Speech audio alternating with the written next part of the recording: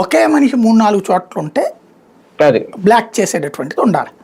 ఉమ్, ఏ లోపం అది, ఇప్పుడు ఎన్నికల సంఘం లోపం ఎన్నికల సంఘంది ఒప్పుకోవాలా, అదే సందర్భంలో వీళ్ళ లోపం వీళ్ళు ఒప్పుకోవాలా.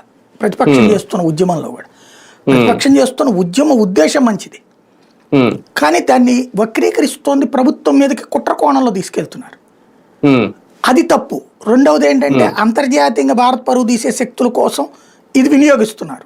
అది తప్పు. ఉమ్, విదేశాల్లో వాస్తవంగా ప్రపంచంలో అతిపెద్ద ప్రజాస్వామ్యం మందే. ఎందుకని? ఉమ్, 100 కోట్ల మంది ఓట్లేస్తాం మనం. అవును. ఉమ్, అమెరికాలో ఆఫ్టర్ ఆల్ 35 కోట్లు జనాభా ఉమ్, మనతో కంపేర్ చేస్తే. వాళ్ళు ఓట్లు వేసేది 20 కోట్లు 22 కోట్లు. ఉమ్, వాళ్ళతో పోల్చుకుంటే మనం చాలా పెద్దది కదా. వాడు దగ్గరగా 40 రోజులు 50 రోజులు కౌంటింగ్లు ఉన్నాయి. మనం ఉమ్, 1 డేలో లేచిపోద్ది.